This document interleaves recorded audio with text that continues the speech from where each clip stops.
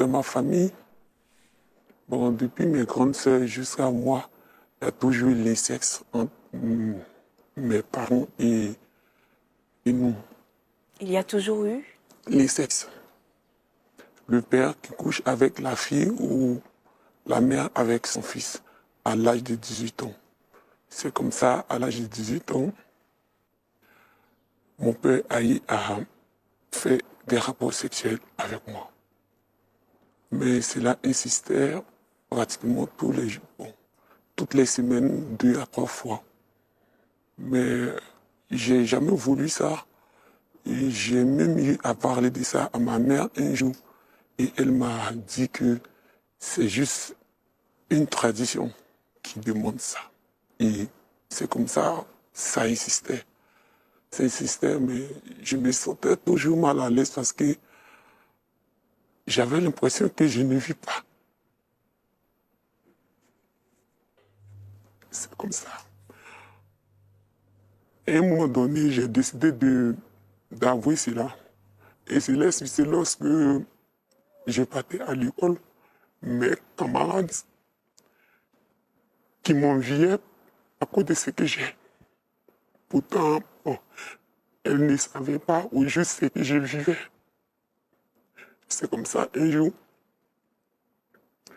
mon père est venu vers moi et je lui ai dit que s'il ne me disait pas la raison de la tradition qui demandait qu'on couche avec sa fille, je le tuais parce que j'avais un couteau à main. Et là, il m'avoue que ils sont dans un secte qui leur demandait de coucher avec sa fille à partir de l'âge de 18 ans jusqu'à 25 ans. Et au moment où j'avais décidé de me révolter, j'avais à peine 24 ans. 24 ans. Et je suis encore allé dire à ma mère que voici ce que papa m'a dit, mais pourquoi ça se passe comme ça? Qu'est-ce qui se passe, tout ça? Et elle me dit, depuis mes grands frères jusqu'à moi, ça a toujours été comme ça. Mais moi, je pouvais pas tenir. C'est comme ça, un jour, en étant un peu bon, un enfant rebelle, il est venu vers moi et j'ai refusé. J'ai refusé ce jour. J'étais tellement fâché que il y avait une vase là, en haut de mon lit.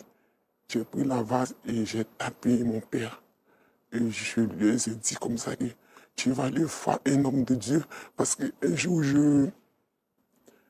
j'étais sur les réseaux sociaux et puis j'ai écouté une prédication qui disait que coucher avec sa fille ou bien son père a toujours été une malédiction.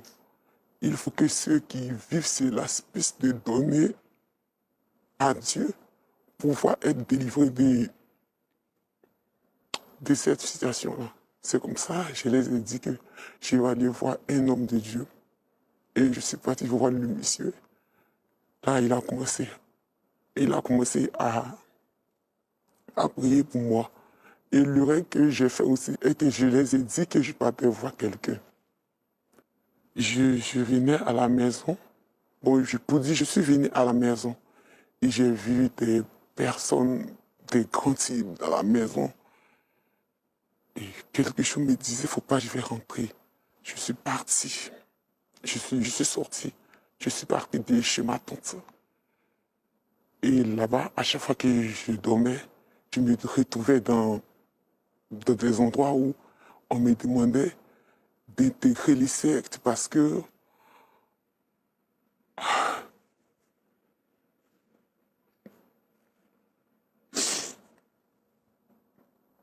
mon père devait attendre que j'ai 25 ans pour m'avouer parce qu'à l'âge de 25 ans, je devrais réintégrer les sectes. Et avant de réintégrer les sectes, on te donnait tout ce que tu voulais. Le travail, la maison que tu voulais, tout ça. Et moi, je refusais toujours. Ma mère m'envoyait les messages de revenir à la maison, tout ça. Et je ne voulais toujours pas. puisque grâce à où j'étais, j'ai décidé de partir de la ville où ma aînée était. Malheureusement pour moi, en ignorant que ma sœur faisait partie aussi du secte, je suis arrivé chez elle et elle appelle mon père pour lui dire que je suis là. Il est parti me trouver. D'abord, même dans les rêves, mon père a toujours essayé de me tuer spirituellement, mais quelque chose, ça ne marchait toujours pas. Parce que je suivais toujours les conseils de l'homme de Dieu, je priais, tout ça. Et puisque lui ne pouvait pas, il y a mon grand frère qui est même venu physiquement, qui voulait même me battre à mort. Heureusement, au moment qu'il m'étranglait, il y a quelqu'un qui est sorti et la personne m'a sauvé. C'est après ça que je suis parti chez ma soeur. Quand je suis parti, en ignorant qu'elle aussi, elle était dans le même bateau que l'appelle mon père.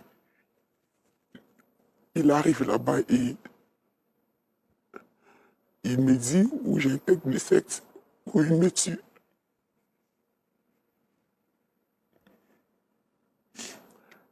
Après cette visite, je suis sorti. Quand je suis sorti, j'ai en profité pour rentrer ici à Abidjan. Et j'ai décidé d'avouer à ma tante que voici ce que mes parents sont dedans, tout ça. Et voici ce qui s'est toujours passé. Et elle me disait, mais pourquoi je ne pouvais pas dire à quelqu'un? Je lui ai dit, elle me met, c'est que